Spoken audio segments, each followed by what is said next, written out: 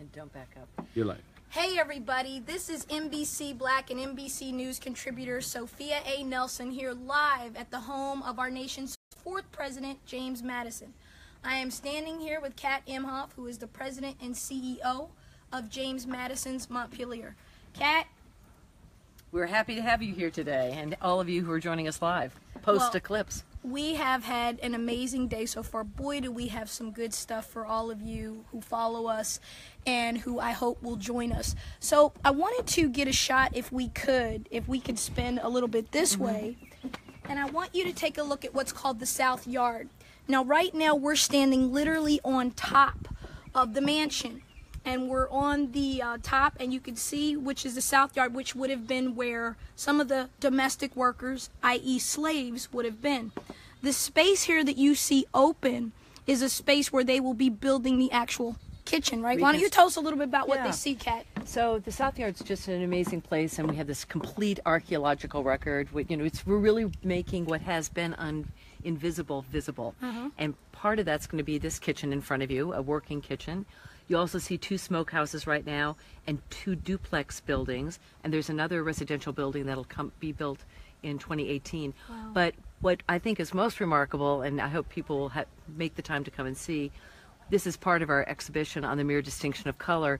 So when you walk into the smokehouse, for example, on the right, it's not a smokehouse. It's a video about people talking about slavery today and what does it mean. Now, of course, Kat, our nation over the last week and a half has been through a lot of, frankly, hell. It's been rough. And we have once again come back to that old demon race, color, in America. And, of course, this Montpelier is about what? How far from Charlottesville? We're about 30 miles. Okay. And about 80 miles south of Washington, D.C. You were actually there, correct? I was at the protest on Saturday. I felt it was really important to be witness and to sort of stand for being against bigotry and being against racism and sort of defending our hometown in a way. Give us an idea of what that was like being on the ground in Charlottesville. Just what was it like? I was really surprised. I went down there mostly to support local businesses and again say this is not our community. These people do not represent us. It was pretty breathtaking and very disheartening on one side to see people still having the Nazi flag, the Ku Klux Klan flag, sort of those emblems of hatred and bigotry. And yet I also saw people who cared very deeply for the community, for not standing for that, for being about the America that we all think we're part of, which is about equality and freedom and justice for all. So I took heart from that, but I hope I never have to see that again in my life. It was a terrible situation. So our nation was founded 241 years ago this year, and of course the Constitution's what? How many? 200 and how is it? Oh, is it 250 yet? We're going to be coming to our 250, but we're not quite there yet. So we're standing here again, everybody. This is about context, and one of the reasons we wanted to have this discussion on NBC Black in particular is because we know what our nation's been dealing with, and it keeps coming up over and over. The notions of slavery, the notions of the Confederacy, of the Civil War, of the Founding Fathers. And so, Kat, I'll throw this to you. Our president has been in a lot of hot water lately over his comments post-Charlottesville, and one of the things that he raised was an interesting point. It's a controversial point, but he says the monument shouldn't be taken down because that's cleansing history. It's getting rid of who we were and a part of who we were. But he also said, if you get rid of Robert E. Lee and the Confederate statutes, is it Washington next? Is it Jefferson next? Is it Madison next? So I throw that to you as someone who is the president and CEO of, again, our nation's fourth president, the father of the Constitution. This is his home, his estate. What do you think about that? Who's next? Well, that's kind of a pivotal question. For one thing, this isn't a monument. I think that's very important. It's a cultural site, and we are telling the story of James Madison and his thinking and his creation of the U.S. Constitution and how this place influenced him. But the other thing we're doing is we're actually making what has been invisible visible through the reconstruction of these slave quarters and talking about the complete American story here. And I'd like to see other sides do that as well. So I think that's the important takeaway. It's not a monument. It is about the lens of the U.S. Constitution. It's about how we've changed and grown over time and how we're making very clear on the landscape these other stories which have been untold for the most part till now. Let's go there, though. For our audience in particular, I know that passions run high, feelings run high. I am a direct lineal descendant of slaves on my mother's side. And I know from our oral tradition in our family and the items that we've kept and that were preserved through our family, it is a humbling thing to know one of your ancestors lived enslaved, in chains at some point, probably beat. As a black woman, a woman of color, probably abused and assaulted many times. But again, as we stand here overlooking this, and I am very present of this moment in history and where we find ourselves, let's talk about slavery a little bit. Condoleezza Rice once said, when she was Secretary of State, that race was our nation's great birth defect.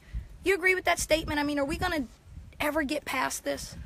I don't know if I'd call it a birth defect, but it is definitely in our democratic DNA. When you look at the U.S. Constitution, the word slave is never used, but clearly it was set up to defend and keep in place the institution of slavery for many too many years. On the other hand, we also have a constitution that we could amend our relationship to. Absolutely. And we could widen who is in the tent and who is getting expanded rights. And we've talked about the 13th, 14th, 15th, the 19th Amendment. I think that's the other part to remember. But I do think it is important. People view history very differently. For some people, that was 200 years ago. It has no meaning today. For other people, it's a very personal story. I've been very influenced by the fact that we've had the help from the descendant community here at James Madison's Montpelier. So if this was just Stop right, for a second yeah, here, and just let me explain to our audience. Yeah, so please. if you're just joining us, this is Sophia Nelson. I'm here with the president CEO of James Madison's Montpelier, Kat Imhoff. We're standing on the mansion of the main house. You're overlooking the south yard, which would have been where slaves, domestic slaves, this will be a kitchen when it is built. It would, and if you notice the proximity, if you guys can see, it's very close. So the slaves weren't maybe far away like you see in movies or north and south. Now I've been to everybody was living together. Yeah, I've been to Boone Hall. Have you been down there in Charleston? Yeah. Amazing, you know, shot many movies there, but the slave row was much further away from the main house. But here it's very close. And I think that what we're talking about here is our country's been embroiled once again in racial controversy, in historical controversy. Now we're debating, you know, the Confederate monuments are falling everywhere, but the question is now on the table, well, Jefferson owned slaves, Madison owned them, Washington owned them. What about those guys? And so I think we talked about this a little bit earlier. Kat, expound for me on truth and how do we use history to heal? What are we going to do to get through this as a nation, as one, e pluribus unum, out of many, one? How are we going to stay one nation intact? Well, one of the things that I think I've taken away from all of this is our American story is rich and complicated, and you really want to invite people to know the whole story, which is the truth part of this. We've always had sort of these little myths and stereotypes. Someone said, you know, we as Americans, we don't like history, we like mythology or nostalgia, even better.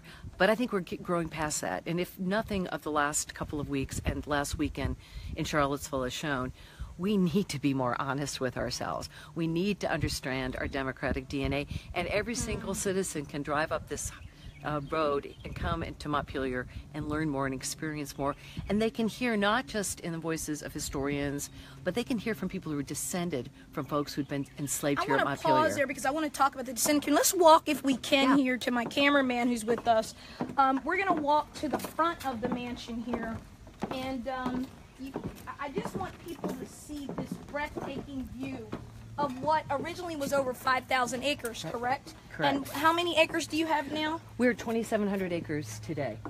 And the property includes not just the mansion and the temple and this reconstructed south yard, but we're doing a lot of landscape archaeology. We're learning even more about people who were enslaved here. We also have a freedman's cabin, which is really amazing, George Fabulous. Gilmore's cabin, and we have a Jim Crow train station. Wow, I saw that when I drove up. When I pretty came startling, the first isn't it? time, I Yeah. stopped because I thought that's where I was supposed to catch a train to get on, and I realized as I started to read that that was a segregated symbol of segregated Virginia. You know, Virginia, a lot of history here. We've got more U.S. presidents from this state than anywhere. It was the richest of the colonies, and it had a lot of slaves here in the Commonwealth. So I We just were wanted the you all- biggest exporter internally. Yes, Virginia absolutely. was, followed if we by can Maryland. walk back, please be careful there.